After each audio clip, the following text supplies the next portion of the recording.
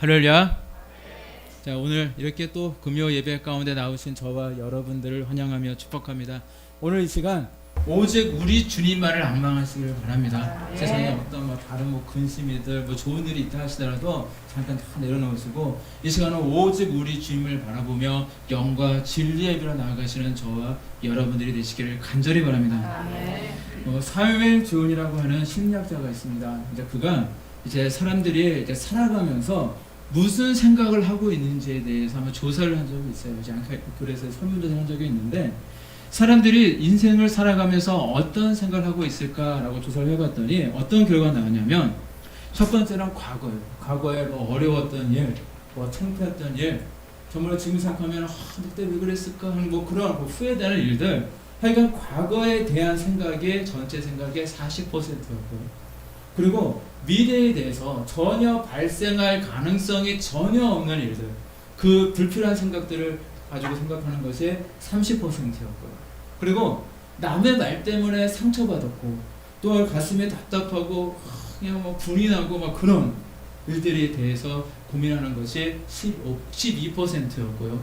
또 건강에 대한 지나친 염려가 10%, 그리고 밝고 긍정적이고 아름다운 생각은 겨우 8%밖에 되지 않았다라고 합니다. 자, 그런데 이렇게 왜 우리는요, 인생을 살아가면서 밝고 긍정적인 생각, 아름다운 생각들을 참 많이 하면 좋겠는데 왜 그러지 못하고 내 몸에도 마음에도 별로 좋지 않은, 늘 내 몸에 정말 안 좋고 소화불량을 만들고 있는 왜 그렇게 안 좋은 생각들이 훨씬 많이 있을까요? 다른 게 아닙니다. 왜 그러냐면 내 주변에 있는 열악한 환경을 내가 지금 바라보고 있기 때문입니다. 특히 주위에 뭔가 내가 아는 사람이 뭔가 잘 나가고 있는 것 같아 보이면요, 지금 내 자신의 그 처지를 보게 돼요. 그러면 답답하거든요. 그래서 내 자신과 자꾸 다른 사람을 자꾸 비교를 하게 되어집니다. 그러면 누구나 다 조급한 마음이 생길 수밖에 없어요. 그래서 우리는 이것을 가르쳐서 어떤 말을 쓰냐? 비교의식이라고 그래요. 비교의식. 이 비교의식이 문제입니다. 그래서 성공의 그 평신도 신학자인 루이스라는 사람은요, 어떤 이야기를 하냐면 현대의 마귀는 이러한 비교의식을 통해 인간을 유혹한다라고 이야기를 했습니다. 이 비교의식은요, 우리를 교만하게 만들기도 하고요, 이 비교의식은 우리를 절망 가운데 빠지게도 만들기도 합니다. 자신과 남을 비교했을 때 내가 조금 더 우월한 것 같고 내가 좀 더 잘난 것 같으면요, 금방 목이 다 곧아지면서 그러면서 우쭐해지면서 그런 교만이 찾아오기도 하고요. 그리고 내가 뭔가 남보다 조금 뒤처진 것 같고 더 뭔가 저 사람보다 돈이 없는 것 같고 뭔가 더 연약해 보이게 되면 곧 절망이라고 하는 감정이 내게 슬금슬금 들어오게 되어집니다. 나는 열심히 살은 것 같은데 저 사람은 왜 이렇게 예수님도 안 믿으면서 그렇게 잘 나가고 있을까? 아니면 저 집사님은 그렇게 예배 열심히 하는 것 같다고 하는데 왜 이렇게 잘 될까? 하면서 뭔가 내 자신과 막 이렇게 비교를 하면서 지금 나는 뭔가 이런 아마 절망감을 아마 느껴보신 분들도 아마 있으실 겁니다. 그래서 사람들은요, 남들보다 더 높아지기 위해서 노력을 합니다. 더 위로 올라가고 싶어서 정말로 피나는 노력을 하며 살아가고 있습니다. 때때로 부모님들을 보게 되어지면 정말 이런 모습이 있어요. 정말로 다른 아이들과 다른 집 아이들과 딱 비교를 해봤을 때 조금이라도 내 아이가 좀 뒤떨어진 것 같으면 그것을 참지 못합니다. 사실은 자기 욕심인데도 불구하고 정말 그래서 그 아이에게 고액 과외다 아니면은 레슨이다 하면서 정말로 열심히 아이들을 잡고 계신 그런 부모님들이 사실 많이 있습니다. 근데 물론 그거 자체가 나쁜 건 아니에요. 그 아이의 어떤 개발을 해주고 달란트를 개발한 것을 좋은 거지만 너무 그 강도가 너무 지나친 게 사실 문제인 것 같아요. 사실 그렇다고 해서 우리가 잘 아는 바와 같이 그 아이가 커서 성공하거나 행복한 삶을 사는 것이 절대 아니거든요.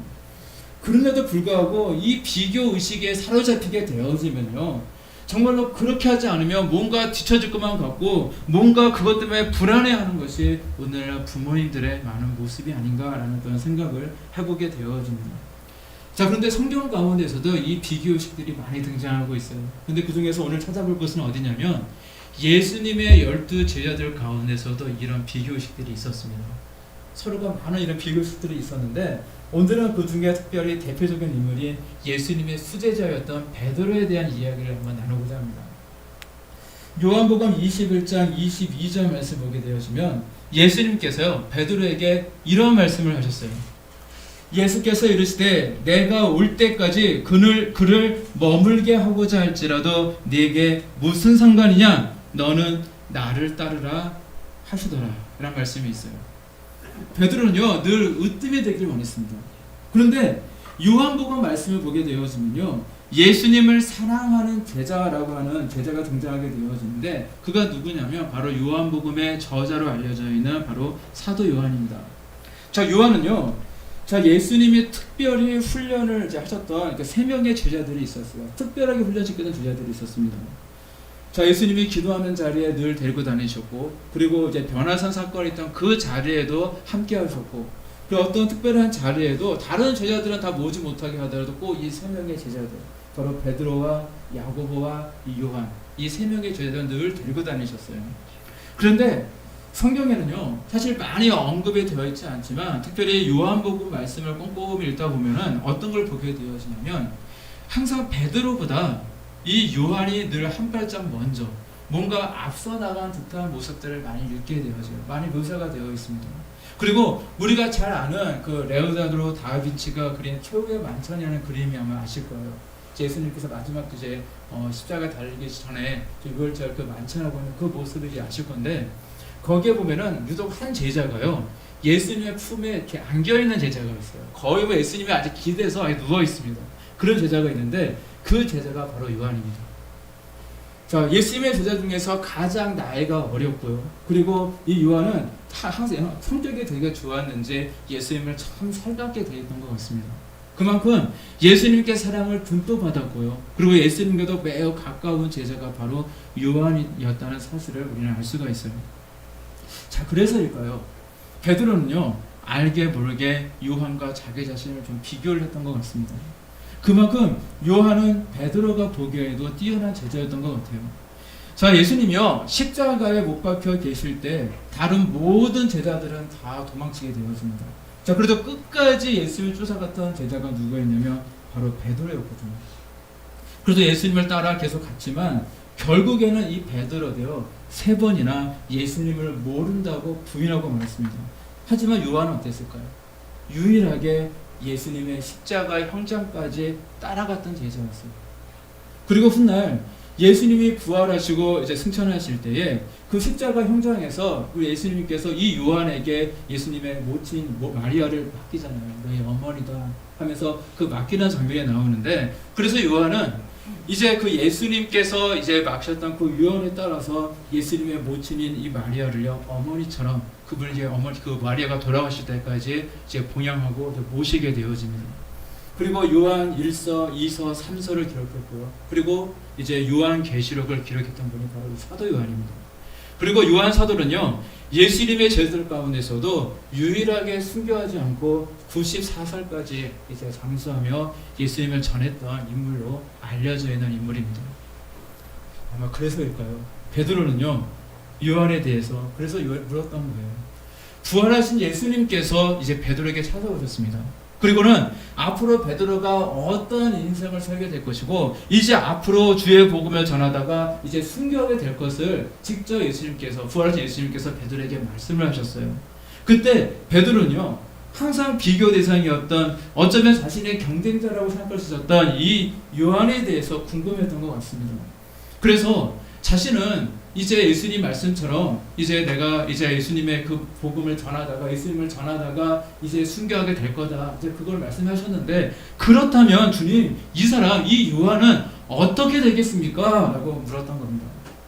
그때 예수님께서는 그것이 너와 무슨 상관이 있냐? 말씀하시면서 너는 나를 따르라 라고 말씀하셨던 겁니다.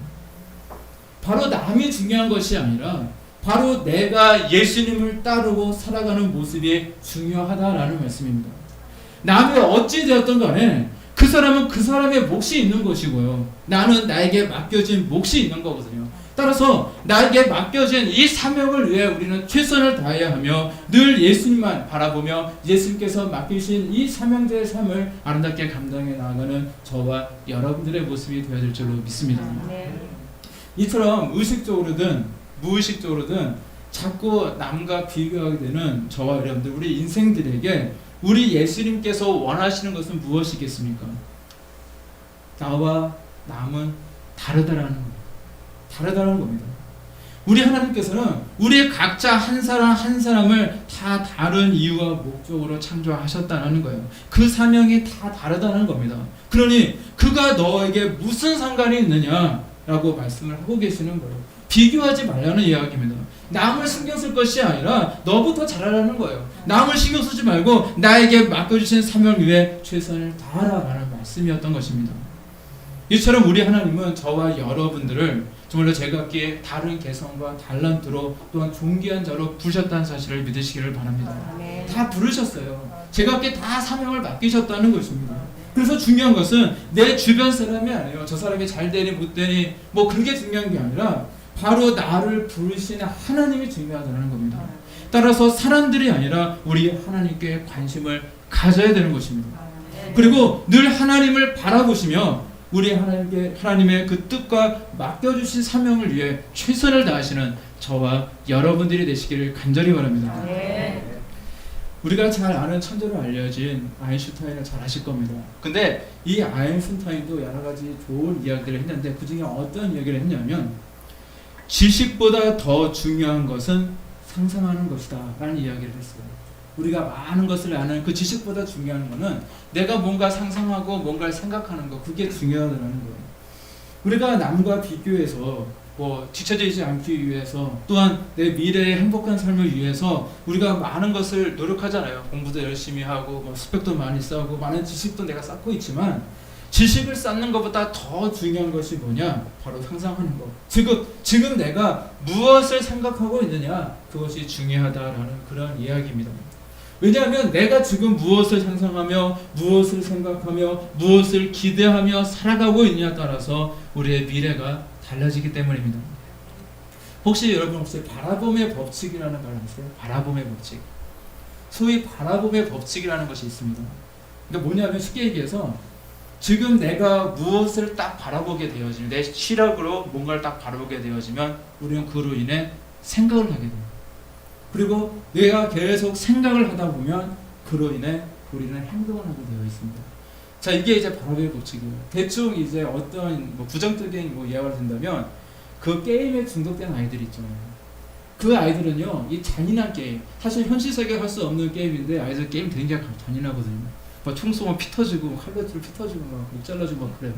근데 그런 것들요 계속 보는 거예요. 눈으로 계속 하면서 보다 보면은 그런 이제 안 좋은 생각들을 하게 되어지고 그것이 결국에는 그 사람이 그런 비슷한 모방 범죄를 하게 되어지는 아마 그런 것을 뉴스를 통해서 보신 적이 있을 겁니다. 그래서 자녀들을 가리키거나 어린 학생들을 가리킬 때 우리는 눈의 침묵을 잘 지켜야 한다는 이야기를 해요. 눈에 보인다고 해서 다 보는 것이 아니라 세상에는 너무나도 악한 것들이 많이 있기 때문에 때로는 안 좋은 것은 보이지 않고 피하는 것이 좋다는 거예요. 굳이 다 할 필요 없어요. 굳이 다 볼 필요 없습니다. 왜냐하면 무엇든지 내가 보게 되어지면 그걸로 인해 생각하게 되어지고 또 생각하게 되어지면 그것이 계속 반복되어지다 보면 내 자신도 모르게 그것을 행동으로 옮기기 때문입니다. 근데 이것은 어린아이만 아닙니다. 청소년만이 아니에요. 어른들도 마찬가지입니다. 여러분들도 저도 마찬가지고 여러분들도 마찬가지고 눈의 침묵을 잘 지키시기를 바랍니다. 그래서 항상 좋은 것만 보시기를 바라요. 늘 하나님을 바라보시고요. 늘 하나님의 말씀을 늘 가까이 보시고요. 늘 하나님의 주신 언약과 꿈을 바라보시기를 바랍니다. 그래서 늘 좋은 생각, 늘 긍정적인 생각, 그리고 우리 하나님이 주시는 꿈과 비전에 대한 생각 정말 많이 하시고요. 늘 믿음으로 달려나가시는 그것이 행동이 되어서 늘 믿음으로 달려나가시는 저와 여러분들이 되시기를 간절히 바랍니다. 이처럼 나의 시각을 조금만 바꾸면 삶의 질이 달라질 수 있다는 것입니다. 따라서 땅이 아니라 하늘을 바라보세요. 우리 그런 얘기 많이 하잖아요. 땅만 바라보지 말고 하늘을 바라보세요. 얘기를 많이 하잖아요. 지금 나의 현실과 환경, 이 땅만 바라보지 마시고 나를 향하고 계신, 정말 나를 늘 바라보고 계신 우리 하나님을 우리는 바라봐야 한다는 것입니다. 자꾸 땅을 바라보고 자꾸 이제 현실과 환경만 바라보고 있으면 나의 생각은 부정적일 수밖에 없습니다. 그로 인해 나의 삶도 부정적인 모습으로 이제 흘러갈 수밖에 없다는 것입니다. 따라서 저와 여러분들은 특별히 저와 여러분들을 우리 도우리교로 이제 부르신 우리 하나님이 계시잖아요. 근데 저와 여러분들에게 이 귀하신 정말 귀한 사명을 맡겨주신 우리 하나님을 바라보며 나아가시기를 바랍니다. 그럴 때 우리의 생각은 곧 희망과 소망이 가득하게 되어지고 또한 그로 인해 우리의 삶도 성공하는 삶, 복 있는 삶이 되어지게 될 줄로 믿습니다. 아멘. 이와 같이 더 우리에게 중요한 것은요, 지금 당장 나에게 처해져 있는 그런 환경이 아니라, 현실이 아니라 지금 내가 무엇을 바라보고 있느냐가 중요하다는 것입니다. 따라서 아무리 어려운 그런 환경 속에서도 끝까지 하나님을 바라볼 수 있는 사람은요, 결국에는 하나님이 주시는 은혜와 복을 받는 사람이 되는 것입니다. 그리고 우리가 대표적으로 성경에 보면 그런 인물들이 많이 있지만 정말 그 중에 한 명을 대라면 저는 욥이라는 사람을 되고 싶어요. 욥이라는 사람이 있었어요. 그는 하나님께 늘 성실한 모습으로, 정직한 모습으로, 신실한 모습으로 살아갔던 인물이었어요. 그는 정말로 이해할 수 없는 고난과 고통을 당합니다. 욥은 자녀가 다 죽게 되어지고 모든 재산이 한순간에 다 없어지는 빈털터리가 되어지고요. 심지어는 사랑하는 아내가요, 정말 다시 그렇게 살 거면 그냥 하나님 욕하고 죽어라, 그런 말까지 듣게 되어지고요. 그리고 머리부터 발끝에 이르기까지 악성 피부병이 막 생기는 그 아픔 속에서도 그는 끝까지 하나님만을 바라보고 있지 않습니까? 이게 중요한 거예요. 욥기 23편 10절 말씀에 이 굉장히 중요한 말씀이 있습니다. 그러나 내가 가는 길을 그가 아시나니 그가 나를 단련하신 후에는 내가 순금같이 되어 나오리라 라는 말씀이 있습니다. 이 말씀은 평안할 때 했던 말씀이 아닙니다. 정말로 그 깨진 기압장으로 온몸을 긁고 있으면서 했던 말씀이에요. 이것은 극심한 고통 중에 있었던 욥이 했던 그런 고백의 말씀이라는 겁니다. 바로 지금은 내가 이 고통을 당하고 있지만 이것은 지금 단련 중이라는 거예요. 그리고 이때가 지나가게 되어지고 그러면은 그가 순금같이, 정금같이 되어서 나오게 될 것이다라는 것을 고백하고 있습니다. 왜입니까? 그는 하나님을 바라보고 있었기 때문입니다. 자신의 고통과 자신의 어려운 처지와 자신의 몸에 있는 악성 그런 종양들을 봤던 것이 아니라 그는 그 와중에도 하나님을 바라보고 있었어요. 하나님을 바라보고 있었기 때문에 이 모든 것은, 이 고통은 끝난 것이 아니라, 이 고통은 나의 죄 때문에 생긴 것이 아니라 이 고통은 오히려 나를 연단시키는 것이다. 나를 단련하신 후에는 내가 순금과 같이, 내가 정금과 같이 하나님 앞에 나아가야 될 것이다 라는 고백을 했고, 정말로 그 고백처럼 정말로 그런 갑절의 축복을 받게 되어집니다. 그가 그런 그 고난 가운데서도 정말 마지막까지 그가 승리하셨던 것은 이와 같이 그는 하나님을 끝까지 바라보았고 그에게는 하나님이 주신 소망이 있었기 때문이었습니다. 그리고 그 소망은 그로 하여금 현실의 어려움과 환난을 이길 수 있는 힘을 주었던 것입니다. 이와 같이 하나님을 바라보는 사람은요, 이처럼 절망 가운데서도 희망을 볼 수가 있습니다. 오히려 절망을 희망으로 바꿀 수 있는 사람입니다. 따라서 여러분, 소망의 주가 되시는 우리 아버지 하나님을 끝까지 바라보시길 바랍니다. 처음 열심히 바라보다가 나중에 그냥 안 보는 그런 모습이 아니라 이왕 보실 거면 여러분들의 생명에 다하는 그날까지 천국에서도요 끝까지 바라보시길 바랍니다. 그리고 우리 하나님이 주시는 그 말씀에 귀 기울이시며 늘 하나님의 말씀에 따라 살아가시길 바랍니다. 그래서 우리 하나님이 주시는 복도 은혜도 꼭 받으시고요, 더욱 하나님을 높이며 영광 돌리며 살아가시는 저와 여러분들이 되시기를 간절히 바랍니다. 특별히 오늘 읽으신 이 본문 말씀, 이 이사야서 이 말씀은요, 그 이사야 선지자가 본 이상 중에, 그 환상 중에 한 일부분이기도 합니다. 당시에 이사야 선지자가 활동했던 시대는요, 그 이스라엘 백성들이 하나님에 대해서 너무 무지했고 그 자신들의 욕망대로, 마음대로 살던 시대였어요. 그러니까 하나님 중심 신앙이어야 되는데 그게 아니라 늘 자기 중심적인 신앙이었습니다. 그 결과로 이들의 신앙은 변질되었습니다. 그리고 그들의 삶은 마치 고삐 뿔린 그런 망아지 있잖아요. 그 망아지처럼 정말로 방종으로 흐르고 있었어요. 방종. 한마디로 하나님의 백성이라는 말이 무색해지고 그 말과 전혀 어울리지 않는 시대를 그들은 살아가고 있었습니다. 자, 이런 시대에 하나님은 선지자 이 이사야에게 한 이상을 보여주게 되어집니다. 그리고 그 이사야가 본 이상은 그 19절 말씀에 보니까 아주 간단하게 요약이 되어 있어요. 보라, 내가 새 일을 행하리니 이제 나타낼 것이라 너희가 그것을 알지 못하겠느냐 하는 말씀입니다. 이것은 하나님께서 그 이사야 선지자에게 이상을 보여준 목적이고 이유였습니다. 당시 이스라엘 백성들은 도덕적으로도 영적으로도 아주 타락하게 허덕이고 있었지만 우리 하나님은 그런 그들까지도 끝까지 사랑하셨다는 거예요. 그래서 그들을 향한 하나님의 계획을 미리 보여줌으로써 그들로 하여금 다시 새로운 꿈과 새로운 비전을 갖게 하고자 하셨던 하나님의 큰 뜻이 있었다는 것입니다. 자, 하나님은 당시 하나님의 뜻에서 벗어나서 그 세상을 바라보며 살아가고 있었던 이스라엘 백성들이 이제 다시 하나님을 바라보며 하나님의 주신 꿈과 비전을 바라보며 그 현재의 그 방종과 그 타락의 자리를 박차고 일어나서 우리 하나님께서 원하시는 자리, 새로운 하나님의 그 역사의 자리로 나아가기를 우리 하나님께서 원하셨다는 것입니다. 그래서 이사야 선지자를 통해서 이 이상을 이야기하다라고 말씀하셨던 겁니다. 흔히들 젊은이는 꿈을 먹고 산다는 이야기가 있습니다. 아마 이곳에는 이제 뭐 어린이도 있고 연세가 좀 많이 되신 그런 어르신도 계시는데, 그런데 꿈에서만큼은 모두 다 청경 같아야 될 줄로 믿습니다. 이처럼 꿈이 있는 사람은요, 정말 하나님이 주신 정말로 이상과 그 꿈을 가지고 있는 사람이야말로 늘 영적인 청춘인 줄로 믿습니다.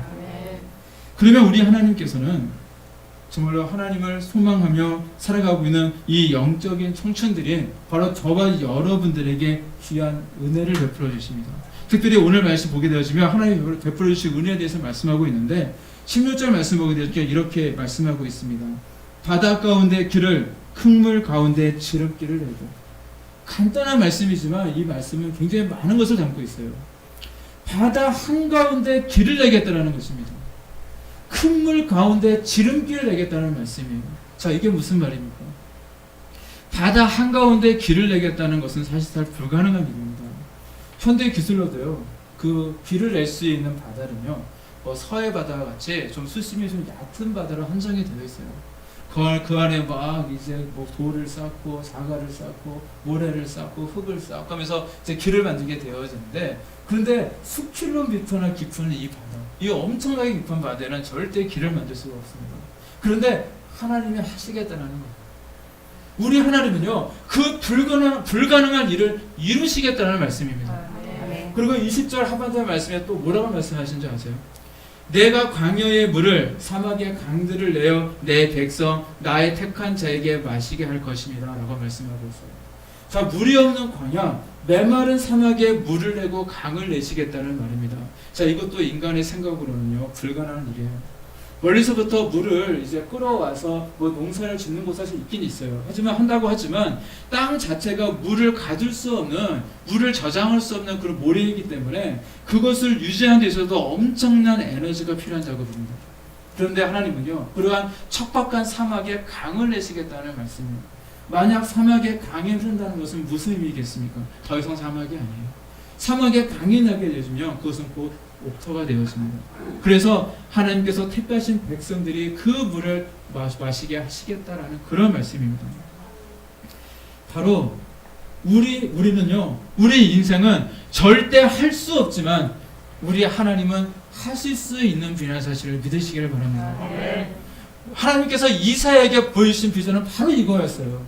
불가능한 거지만, 인간의 생각으로 상식으로 경험으로는 절대 할 수 없는 거지만 불가능하게 하시는 그 모든 일들, 특별히 깊은 바다 가운데 정말 길을 내시고 사막 한가운데 강을 내시는 하나님이라는 사실을 너희들이 알게 하시겠다, 바로 그런 의미인 것입니다.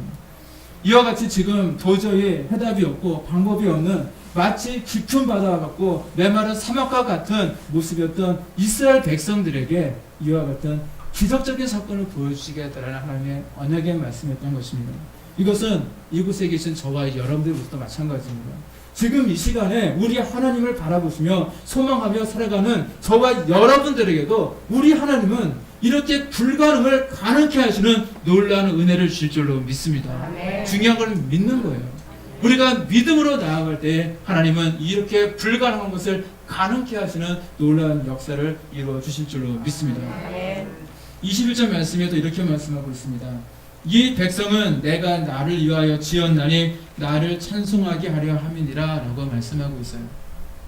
자, 그리고 이러한 놀라운 역사를 경험한 이스라엘 백성들은요, 하나님을 곧 찬송하게 될 것입니다. 하나님이 정말로 살아계시구나, 정말 하나님 하신 말씀 정말로 이루시는구나. 그것을 그들은요 정말로 고백할 수밖에 없다는 겁니다. 자, 이것이 바로 하나님께서 과거의 이스라엘 백성들과 또 현재 영적인 이스라엘 백성들이 바로 저와 여러분들을 택하신 이유입니다. 나를 찬송하게 하려 함이니라. 결국 저와 여러분들이 해야 될 일줄을 믿습니다. 우리 하나님께서 저와 여러분들에게 놀라운 은혜를 베푸셨을 때에 우리는 그것을 증거해야 돼요. 우리 하나님을 찬송해야 됩니다. 오직 하나님만 높여드려야 됩니다.